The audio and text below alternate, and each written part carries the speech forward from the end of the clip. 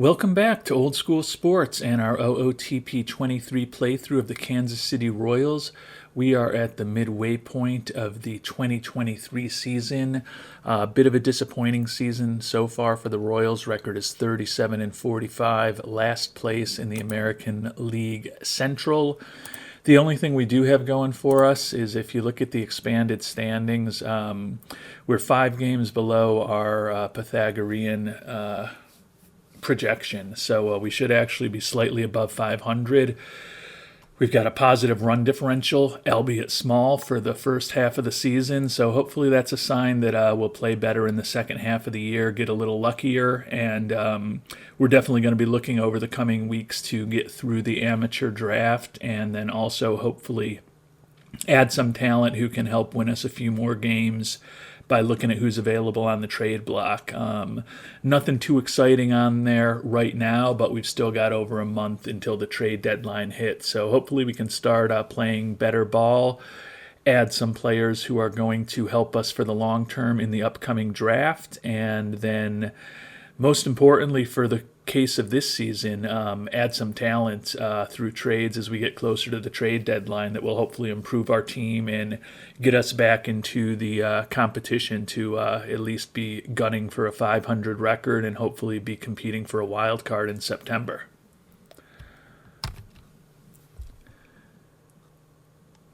And as far as the international amateur free agents, one player clearly stands out this year, Jose Ibarr from the Dominican. Can see he's got a potentially really good batting profile. Not going to walk a lot, but going to do everything else above average potentially if he develops as hoped. And we've got a really good scout who is outstanding with international candidates. So we are just going to go ahead and make Ibarr a full $5 million contract and hope for the best that he joins us. Would obviously be a great addition to our farm system if we can bring the 16-year-old on board. And fortunately, we got Jose Ibarr signed, so he is in our international complex. And speaking of our international complex, one of the things I talk about somewhat frequently is my belief in investing in the scouting budget and my belief that when you invest in scouting, you want to devote a pretty significant chunk of your money to international scouting, and you also want to have a scout who is outstanding at international scouting. And looking at our international complex, I think, shows that. Obviously, we just picked up Jose Ibarr as an international free agent signing. You hope you can get somebody like him every year, but it's few and far between. We mentioned that we had a scouting discovery of Alex Vasquez last November, who's currently viewed as the number one prospect in the game, could be just an absolute monster as a hitter. And then more recently, back in April, Juan Palomares, also a scouting discovery, considered the number 25 prospect in all of baseball. Really interesting profile, durable as far as injury proneness. Definitely can have a very good bat, and then his personality is almost perfect. The only thing that would make him better is if he wasn't greedy. I think the fact that over the last 8 or 9 months, we've picked up, 2 of the top 25 prospects in all of baseball in Vasquez and Palomares. Simply because we're investing a lot in our scouting. We've got an outstanding international scout, and then the relatively large scouting budget that we have, particularly for a smaller market team, is spending the biggest segment of it in international scouting. Obviously, you could argue that what we've experienced over the last several months is just a small sample size, but it is an example of the type of players that you can get to your team, really pain-free. You don't have to pick them up in the draft. You don't have to compete with others in international free agency. You don't have to compete with others in free agency. You don't have to give up assets as far as trading for players. They're not free because you're putting money into scouting that you could be putting into free agents or development or the draft or somewhere else. But it's definitely something that I think, particularly if you're playing a smaller market team that's not going to be able to compete for as many free agents, doing everything possible to kind of position yourself to have those random international finds is a important thing to think about doing. And the Royals have played slightly better over the last week and a half, 2 weeks. You can see we're at 44 and 49, 10.5 games out, but still in last in the division. And we are now at the first-year player draft, first year of the draft lottery here. You can see we were expected to be number 14, and we're drafting 16th, so didn't work out perfect for us, but feel really bad for the Marlins and the Rangers, who were expected to be 1 and 2 and dropped to 9 and 10th by not getting any of the 6 spots in the lottery. And then there were also high compensatory picks that went to the Diamondbacks and the Cubs. So the Marlins and Rangers, not much of a reward at all for being the 2 worst teams in baseball last year. We'll see who drops to us at number 16. There's some decent prospects out there. The draft pool is not overwhelming this year, I would say. You can see a couple of excellent prospects with Dylan Cruz, Brian Fitzpatrick, Clark Candiotti, and Reid Goleman, although he's a reliever, so he may actually slip through for a while. But then just some other good, solid potential prospects. So we'll see who falls to us at number 16, and hopefully we can add someone who's going to have a long-term positive impact on the organization. Our scouting director is recommending that we take Lucas Ishmaeli, who is a 20-year-old shortstop. You can see it looks like he could potentially have a little bit of an above-average bat. Not really going to be a shortstop for the long term. Actually would kind of even, struggle at second base. He's almost the definition of an average defensive player. So he could potentially be very versatile, play corner outfield spots. Could definitely play second and third, but I don't think he would excel at either position. 6 foot tall, so he'd be kind of marginal as a first baseman, but potentially has a decent bat. So certainly someone to think about. His bonus demand is also pretty low for the 16th player in the draft. He's not looking for the slot amount, just looking for $1.2 million. So would be efficient to bring him on board, but going to spend a little time looking at some of these other top prospects before we make a decision based simply on our scout's recommendation. And I think in this situation, our scouts actually kind of pointed us in the right direction, looking at some of the other prospects who we think have the most potential. And given that we do have a really good scout, we're pretty confident with how he looks at things. Could obviously take the reliever, Reid Goleman. If he's around in the second round, would certainly think about it. But, not going to pick him 16 overall for someone who might be pitching 70 or 80 innings a year. Brody Delamelor, interesting bat. He's a center fielder, but he's not going to be an exceptional center fielder. Also, doesn't have the best work ethic. So he's only 18 years old. Probably will develop, but not a guarantee. Ishmaeli, who we talked about, I guess the only hang up with him is that although he shows that he could play just about any position decently except for catcher, doesn't have great adaptability, so probably going to take him a little while to learn those positions, but still think he's an interesting prospect for us. Blake Mitchell, the catcher, looks like he could have a slightly above average major league bat, good work ethic, but greed is high, adaptability, intelligence not great, and his catcher ability seems like it's going to max out at about 50. Would really want it to be higher than that. Zion Rose, a similar situation. Looks like he could have a plus bat. The catcher ability not going to be that great. Could potentially play a corner outfield spot, so interesting from that perspective. And then Matt Poston, another reliever. Peyton Williams, a first baseman. he's got home run power potential, but the rest of it is kind of average at best, and he's also almost 23 years old. So don't love any of the candidates out there right now, but I think we are going to go with our scouting recommendation and pick up the soon-to-be 21-year-old Lucas Ishmaeli to join our team as a shortstop. And as I mentioned, we'll probably be moving him to another position and hoping that his bat develops, and that the big investment we've made in player development in our minor league system, and then also bringing on some great coaches into our minor leagues can really help him develop and maybe even become a little better than it looks like he could become right now. So we are going to meet his bonus demand and move on in the draft. If there's anything else interesting that comes up over the next few rounds, we'll obviously let you know about it. If it's kind of unexciting business as usual, I'm not going to bore you with all the details. And we have made it to the second round, and our scout suggests that we do take the reliever Reid Goleman. Certainly just in terms of potential, stands out as the best player that's still out there. Brody Delamelor, who we mentioned, the center fielder, is still out there also, as is Peyton Williams. So for us, it's really going to be a pick of those three guys. Going to want to start adding some starting pitchers at some point.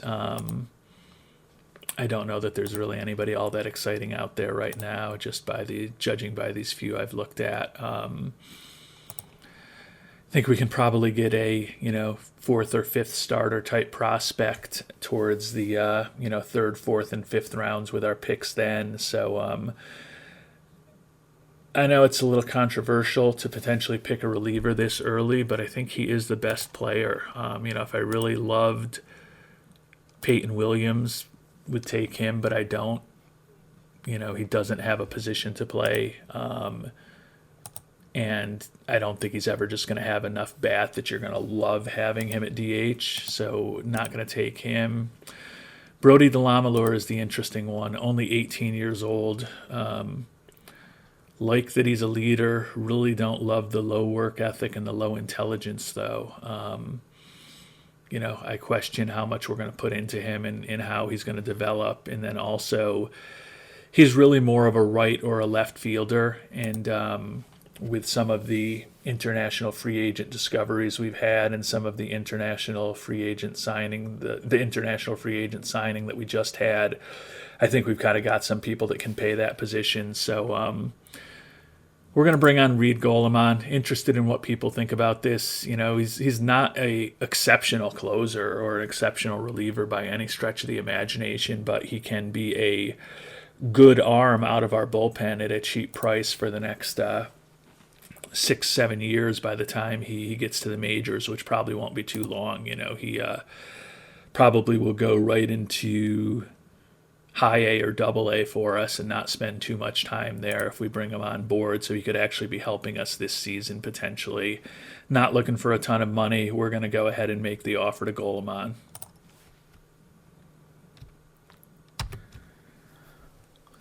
Moving on to the third round of the draft, Peyton Williams is still actually out there. Our scout recommends taking Ethan Gibson, who is a soon-to-be 19-year-old shortstop.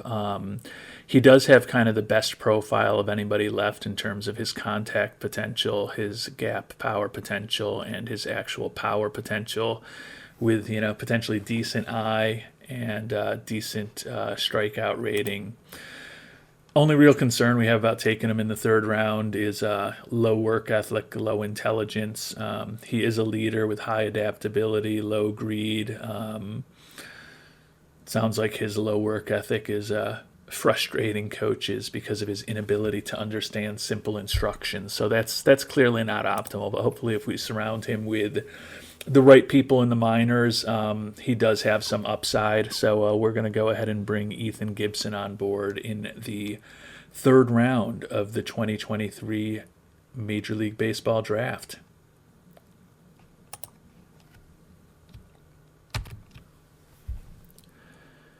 Moving on to the fourth round, our scout suggests signing the left fielder A.J. Gracia. not all that exciting a prospect to us. A corner outfielder that looks like best case scenario is close to a major league average hitter. There's also not a ton of really exciting starting pitching prospects around at this point, unfortunately. I think we will just stock up on starters for the sake of it eventually. But honestly, I'm starting to lean towards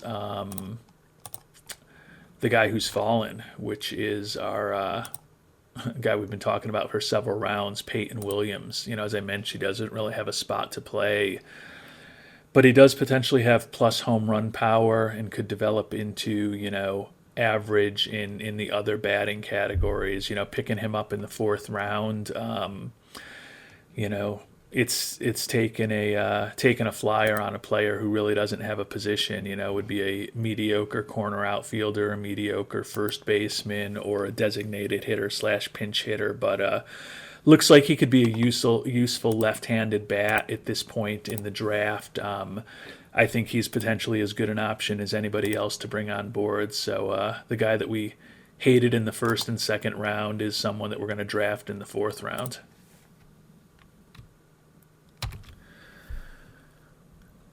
On to the fifth round, and our scout is suggesting Zach Jacobs, who's a college starting pitcher. You can see when you look at control potential, he's as good as it gets out there.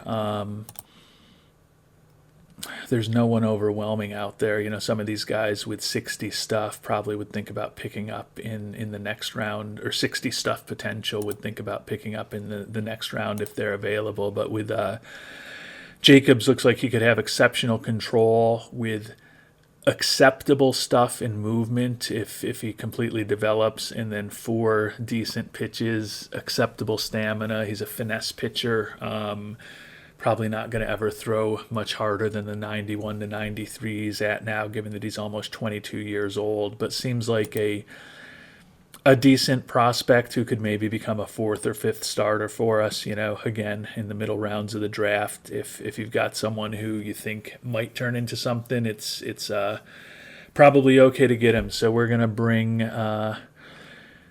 Zach Jacobs on board, too, as our 5th round choice, and then hopefully we can pick up a couple other starters here in the next couple of rounds. They're still recommending AJ Gracia, who our scout recommended a couple rounds ago. Just not that excited about a corner outfielder who's kind of a average major league hitter at best.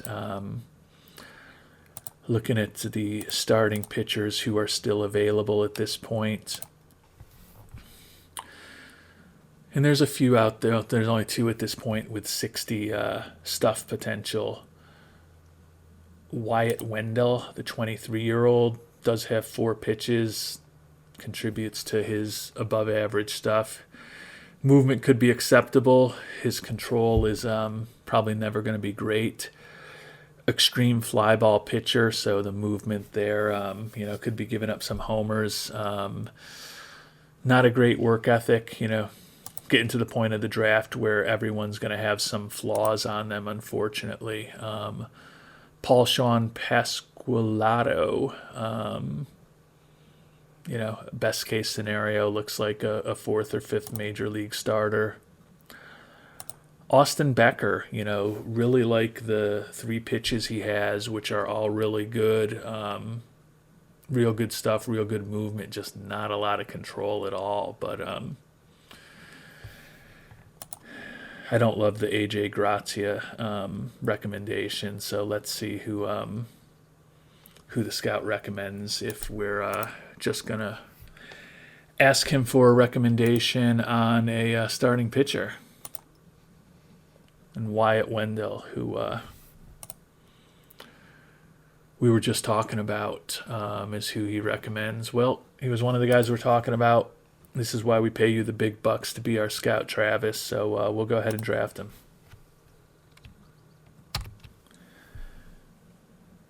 Well, we're nearing the end of July. We've got all of our draftees signed now, and we're playing better baseball up to 51 and 53. So closing in on 500, still last in the very competitive AL Central. But our projected record of 56 and 48, would be just just 3 games behind Minnesota if we were playing as well as our run differential suggested that we should be. So I think we're going to, comb the trade block and see if there's anyone who we can add who would be an asset to the team. Looking at the broad trade block, definitely several relievers out there. Not a ton in terms of starting pitchers, unfortunately, but certainly could add a front line reliever to help the bullpen. And then there's a few batters out there now. Obviously we don't have a huge need at third base, but with Bobby Witt Jr. But there are definitely bats out there that could be interesting. Corner outfield, a spot where we could use a little more pop.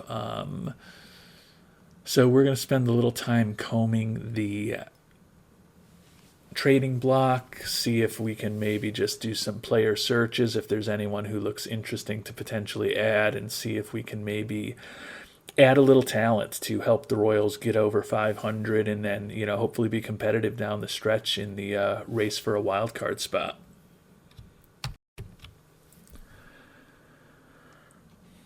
Rafael Devers looks like he could be a pretty interesting bat for us. Boston traded him to Oakland, looks like a year ago. And Boston is retaining 45% of his salary. We could afford to bring him on board. Obviously, with Bobby Witt Jr., don't have an obvious spot for him, but would certainly be a potential DH for us.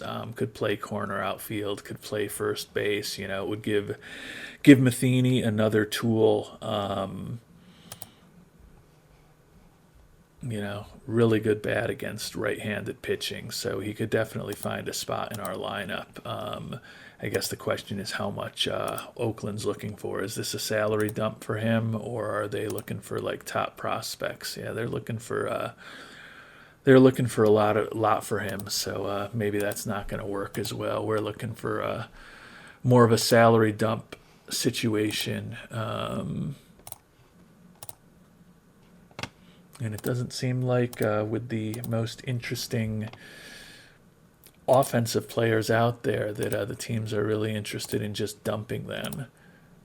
Jeff McNeil for the Mets is potentially a little more reasonable. Different kind of bat. That he doesn't have great power, but he's good at avoiding Ks, good at making contact, can play a number of positions. Would not be the most glamorous addition to the team, but I think he could certainly help us.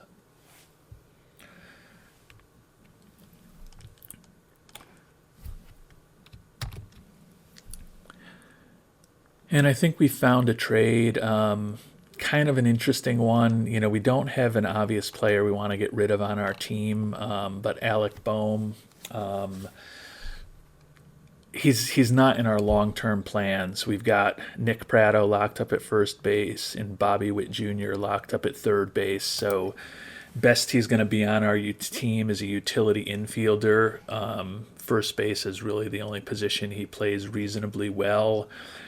And he's kind of a league average type hitter, and he's almost 27 years old. So we're going to send him along with Ben Hernandez, who is a rookie league 22-year-old, great personality. Just don't think he's really going to have the skill to be much more than a fill in at the major league level down the line. To bring on Jeff McNeil, who gives us some defensive versatility, a little more defensive versatility than Alec Boehm did, and a different type of bat with really good contact, a little more gap power, and really good at avoiding strikeouts. Not as much home run power, but he is hitting .285 this year with a 121 OPS plus for the Angels.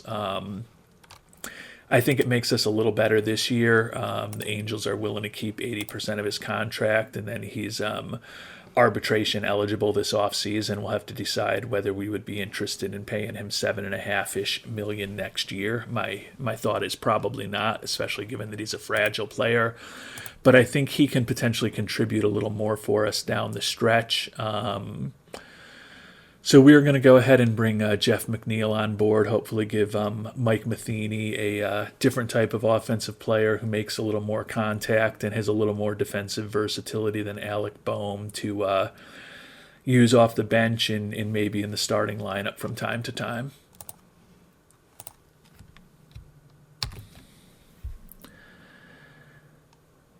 And looking at the proposed lineups, Matheny is going to put in Mcneil actually at DH against right-handed batters, but he's in the lineup every day, and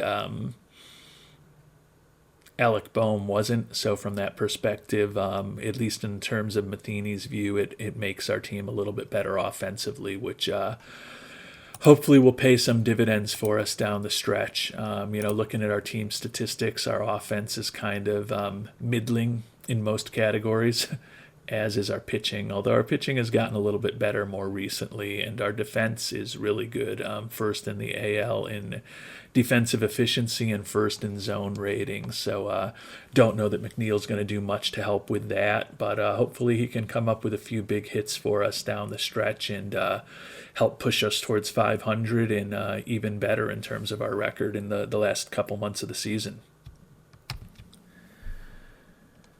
And thinking about trying to add a little pitching help, Nick Anderson, the Angels, again, they're 10.5 games out in the West. Looks like they are sellers. Pretty solid reliever, really good stuff, really good control, acceptable movement, really nice fastball and an excellent slider, good personality. 33 years old, got to the major leagues late, but over the course of 155 major league games has put up a 159 ERA plus and a 63 FIP minus. So was an all-star this current season, so just played in his first all-star game. I think he could help the back end of our bullpen. He certainly could probably, I would think, become the closer over Scott Barlow for us. So it doesn't look like the Angels are looking for all that much for him. Definitely some prospects that our scout doesn't think have tons of potential that they're interested in. So I think we can definitely come up with a pretty easy trade to add him to the back end of our bullpen and hopefully give us a little boost on the pitching side, similar to what we're hoping Mcneil gives us in terms of our offense. And I think this is a good trade for us. Kansas City will take Nathan Eaton, who is a left field prospect. Was in AAA for us last year. We've actually moved him down to AA this year just to make room for people that are closer to the majors in our view. He's playing well there, hitting .303 with a 126 OPS plus, but he's 26 years old. Just don't think he has any real big-time future in our organization.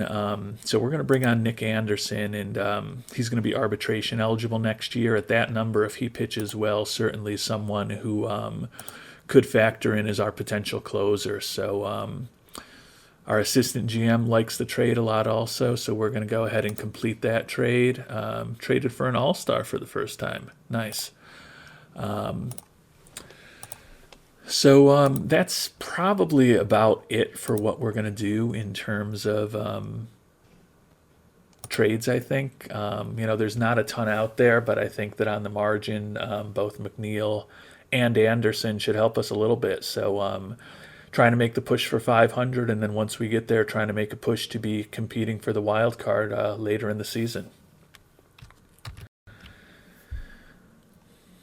And somewhat surprisingly, doesn't seem like Matheny is going to have Nick Anderson take over as the closer for Scott Barlow, but he is going to be our setup guy, secondary role of an opener. I think perhaps in my next sim, I've always, or not always, but at least in terms of the sims that I've done here on the channel, have just focused on being GM, and think I may go back to kind of a GM/manager role just to make sure that I'm doing what I think is the best to get the most out of the players that I bring on board, because I think Anderson probably would be a better closer than Barlow.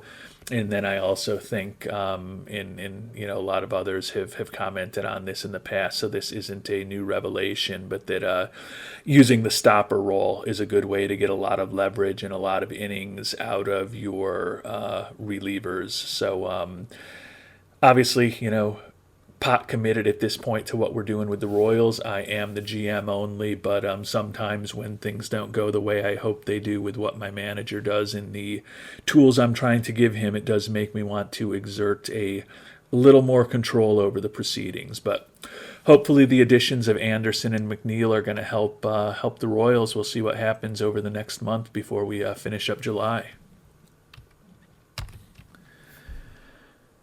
And we've made it to the end of July, 3 games under 500 at 54 and 57, still last in the AL Central, but we are only 9 games out now, so we're making small amounts of progress in terms of closing the gap between us and the other teams. Our assistant GM just suggested maybe we make an offer to Tampa Bay for Brandon Lowe. Certainly has a bat that could help us, kind of the opposite of Mcneil. Mcneil's real good at contact and avoiding Ks, but a little less good in terms of gap power, home run power, and eye discipline.